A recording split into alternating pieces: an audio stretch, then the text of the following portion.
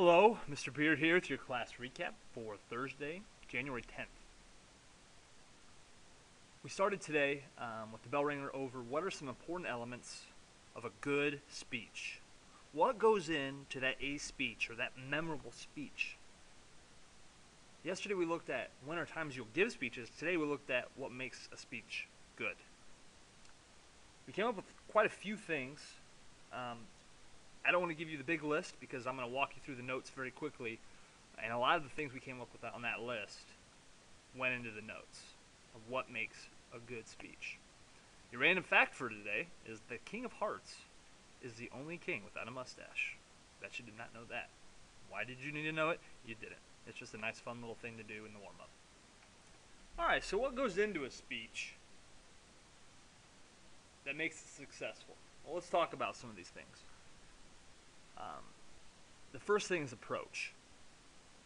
When you approach the room, if it's a stage, if you're at graduation or you're giving a presentation on in an auditorium, it's the stage. If it's at a wedding, maybe it's approaching the front of that banquet hall.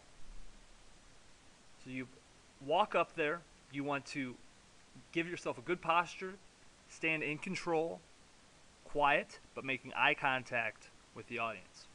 This allows you to get feedback from the audience to when they're ready. If you've ever watched like Ellen or Late Night with David Letterman, when they walk up to the front of the stage and they kind of wave, and they don't really start talking until everyone finishes clapping. They may start and then people keep clapping and they'll wait until the audience is finished. You don't want to get going, obviously, if the audience is clapping because they won't hear what you have to say.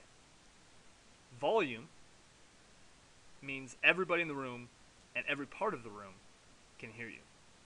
Fluency and rate is the speed at which you are speaking. You don't want to talk too slow so that we're bored, but you don't want to talk so fast that we are not taking in what you're saying. You want your speaking to be as close to conversational as possible in its speed. You also want to avoid things like saying or. Those are things we do to give our brain a chance to catch up with our mouth. But instead of doing that, just pause for a second. And we'll talk about pauses here in a moment. Articulation, pronunciation, and grammar. You want to say words clearly and effectively, and you want to try to use the best grammar possible. Posture means standing up straight and relaxed. It makes you seem confident. Eye contact is vital to establishing a personal relationship with the audience.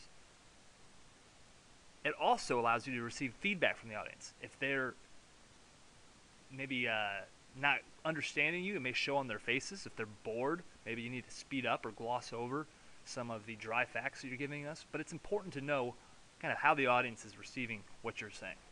A note card is what we will use. We'll never use a scrap piece of paper or a tissue or a napkin or anything ragged like that. We will use a note card for reminders to ourselves while we're speaking. It's just more professional than taking the whole speech up there with you. A couple stylistic techniques. Movement is important when you're having transitions. You want to move when you are transitioning from one topic to another or from one part of your speech to another. For example, you may go up to the front of the room and stand in the middle, then deliver your introduction, then move to the side to show that you're beginning your first body paragraph. Emphasis and tone.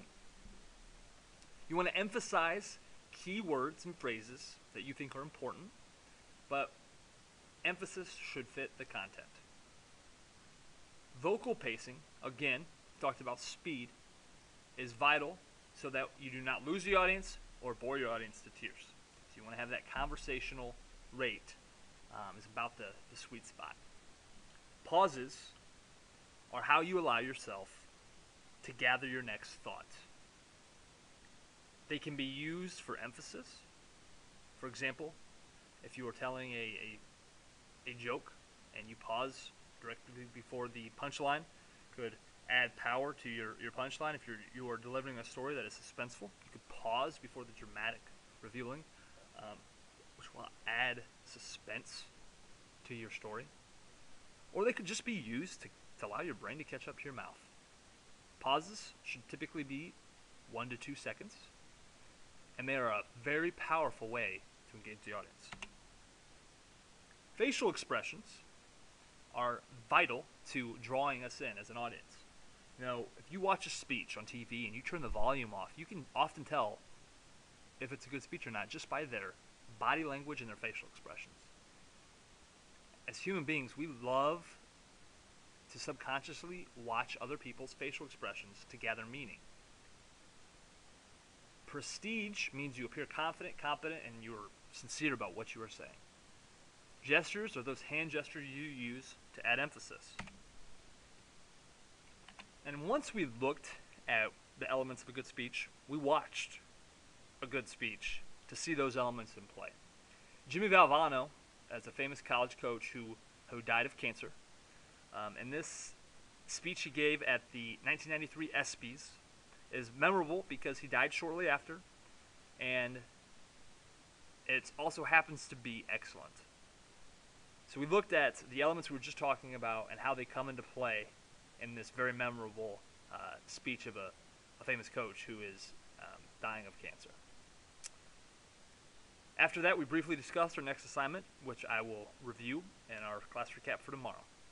That's it for today. Thanks for listening.